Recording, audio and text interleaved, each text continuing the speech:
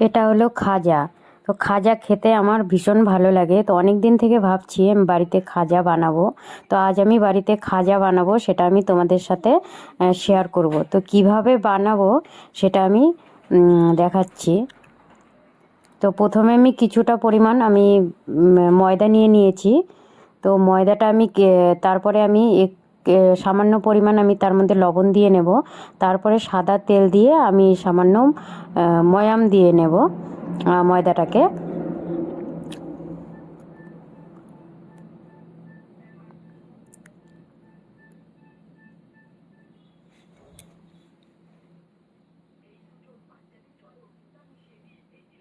আমার ময়াম দেওয়া হয়ে গেছে। তো এখন আমি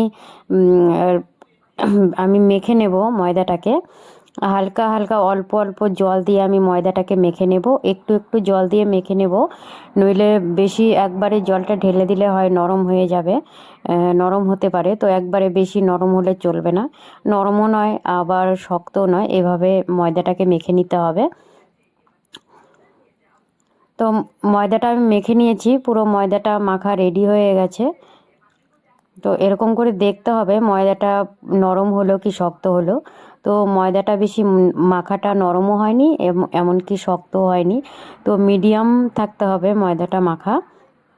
তো আমি এভাবে মেখে নিয়েছি। তো মেখে নেওয়ার পরে আমি কিছুক্ষণ ঢেকে রেখে দেব। আমি ততক্ষণে চিনির শিরাটা বানিয়ে নেব। তো দেখো এখানে আমি শিরা বানানোর জন্য চিনি, পরিমাণ মতো চিনি আর কিছুটা পরিমাণ জল দিয়ে দিয়েছি। যে যতটুকু বানাবে, মানে যে যে যে যতটুকু বানাবে সে সেই পরিমাণে শিরা বানাবে। তো আমি কোনো মেপে করিনি, আমি আইডিয়া করে বানিয়েছি শিরাটা। এখানে কতটুকু চিনি আছে কতটুকু ময়দা আছে একদম মাপঝোপ করে বলতে পারবো না, কারণ যে যতটুকু বানাবে তার পরিমাণ মতো শিরাটা বানিয়ে নেবে।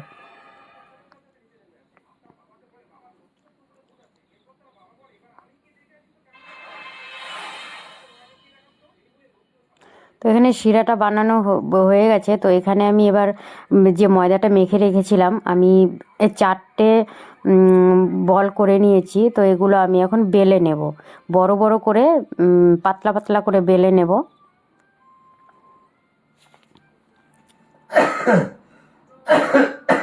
দেখো কীভাবে বেলে নিলাম। তো এভাবে আমি সবগুলো রুটি আমি বেলে নেব। সবগুলো রুটি আমি বেলে নিয়েছি। তো তা একটা লাস্ট রুটিটা বেলার পরে রুটিটার ওপরে আমি কিছুটা তেল মেখে নেব, সাদা তেল। তো তার উপরে একটু ময়দা ছড়িয়ে দেব, ময়দা ছড়িয়ে ময়দাটা মেখে নেব। এটা কর্নফ্লাওয়ার দিয়ে করলেও ভালো হয়, সুন্দর হয়। তো তার উপরে ময়দাটা মেখে আমি তার উপরে আরেকটা রুটি দিয়ে দেব। আর আগের রুটিটার মতো আবার একটু তেল মাখিয়ে নেব। তেল মাখানোর পরে আবার আমি একটু ময়দা দিয়ে এটা ওপর দিয়ে ময়দা ছড়িয়ে ময়দাটা মেখে নেব।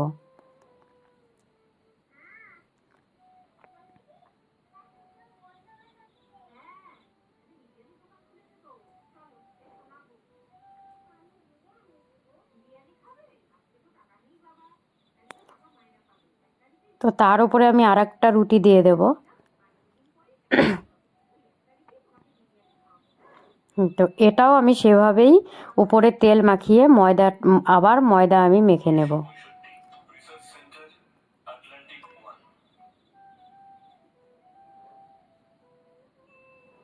রুটিগুলো ভালো মতো বসিয়ে নিতে হবে একটার উপরে একটা, তেল আর ময়দা মাখিয়ে।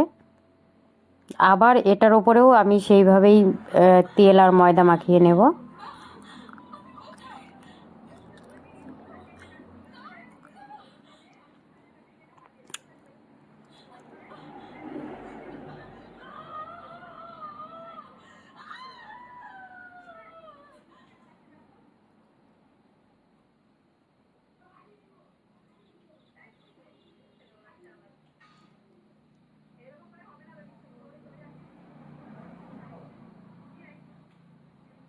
তো অলরেডি আমার কিন্তু 4টে রুটি কিন্তু আমার দেওয়া হয়ে গেছে। তো তার উপরে আবার আমি তেল, প্রথমে তেল তারপরে ময়দাটা আমি আবার মেখে নেব।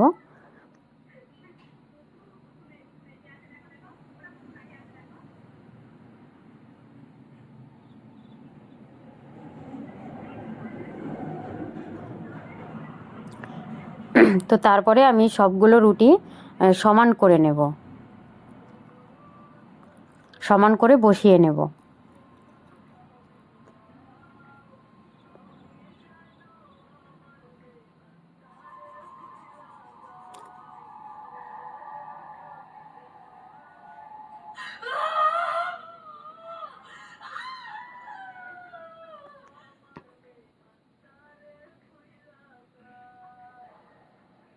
সব থেকে নিচের রুটিটা যে এটা সবার লাস্টে করা হয়েছিল, তো এই রুটিটা একটুখানি বড় হয়ে গেছে, সেটা কোনো সমস্যা নেই, কোনো প্রবলেম নেই। তো তারপরে আমি কি করব, সবগুলো রুটি একসাথে করে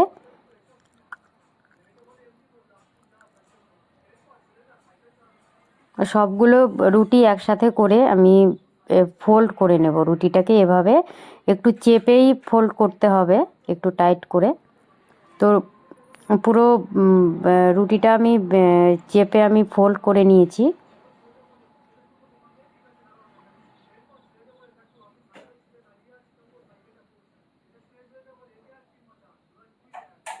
তারপরে ওটা দেখানো হলো না, সরি। তো তারপরে যে লাস্টের দিকে একটু জল দিয়ে, যেটা ইসে খোলা জায়গাটা যে থাকে, ওটা জল দিয়ে একটু চেপে দিতে হবে, হালকা উপর দিয়ে এভাবে জল আঙ্গুল দিয়ে লাগিয়ে নিতে হবে, জল দিয়ে চেপে। তারপরে রুটিটাকে ফোল্ড এরকম গোল করা রুটিটাকে পরে এভাবে চাকু দিয়ে ছোট ছোট করে কেটে নিতে হবে। তো আমার এখানে টোটাল 10টা হয়েছিল, তো এভাবে কেটে নিতে হবে। তো দেখো লেয়ারগুলো বোঝা যাচ্ছে।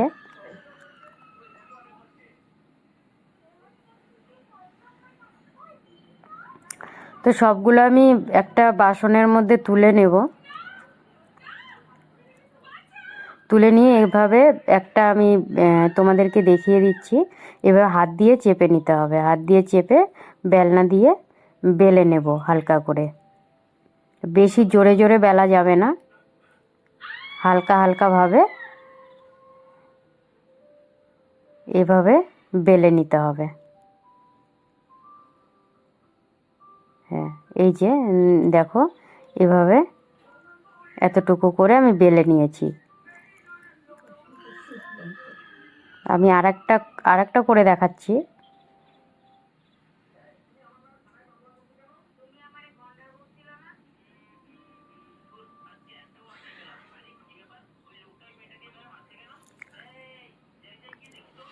তো আমি কড়াইতে তেল বসিয়ে দিয়েছি,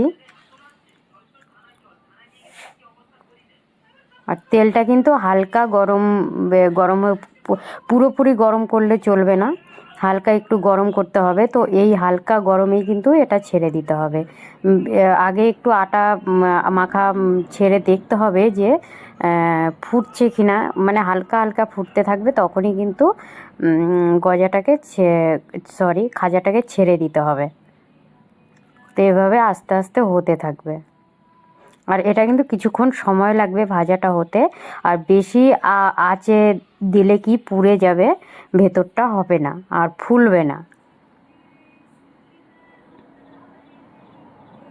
এভাবে আস্তে আস্তে হতে থাকবে।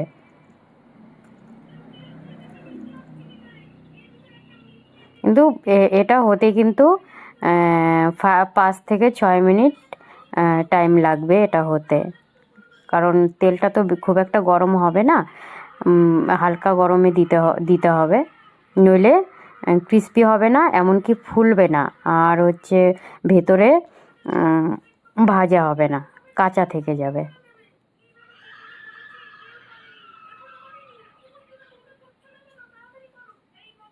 এইভাবে উল্টে দিতে হবে।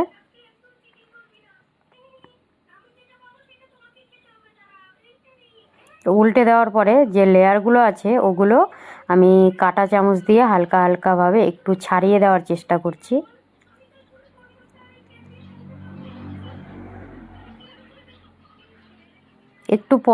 একটু পরে দেখবে এগুলো ফুলে উঠেছে, লেয়ারগুলো ছেড়ে দিয়েছে। দেখো যেগুলো আমি একটু আগে ভাজছিলাম ওগুলো এরকম হয়েছে।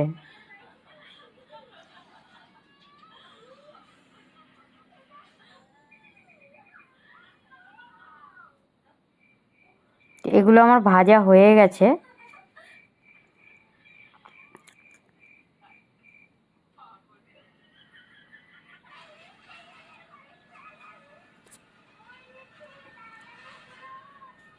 সরি, লাইটটা চলে গেছিলো এর জন্য। তো এগুলো ভাজা হয়ে গেছে।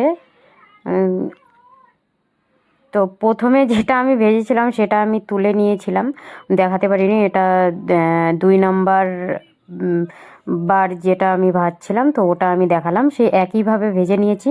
আর দেখো আমার কিন্তু সবগুলো খাজাই কিন্তু ফুলেছে। ঠিক আছে, এটা আরেকটু ফুলতে পারতো, তো ফোলেনি, হয়তো কিছু একটা ফল্ট আছে বা নেই, বা এরকমই হয়। আমি মানে প্রথমবার বানাচ্ছি ঘরে। তো আমার সবগুলোই কিন্তু ভাজা হয়ে গেছে। তো আমি যে শিরাটা বানিয়ে নিয়েছিলাম, তো আস্তে আস্তে আমি এখন শিরাতে একটা একটা করে, যেহেতু আমার পাত্র ছোট, একটা দুটো করে আমি শিরাটা মাখিয়ে নেব ওপর দিয়ে। এইভাবে মাখিয়ে নিলে ভেতরেও চলে যাবে শিরাটা, আর পুরো রসালো হবে। সবগুলো আমি শিরা মাখিয়ে নিয়ে আমি তোমাদেরকে একটা ভেঙে দেখাবো যে এটা কতটা নরম আর কতটা ক্রিস্পি হয়েছে আর কতটা রসালো হয়েছে।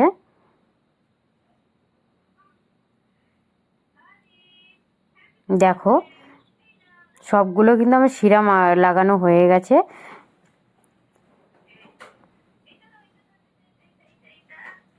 তো এখন তোমাদেরকে আমি একটা ভেঙে দেখাচ্ছি এটা কতটা নরম আর কতটা ক্রিস্পি হয়েছে আর কতটা রসালো হয়েছে। দেখো, দেখতেই পাচ্ছ। তো একটা করে লাইক এবং সাবস্ক্রাইব করে দিও চ্যানেলটাকে। সবাইকে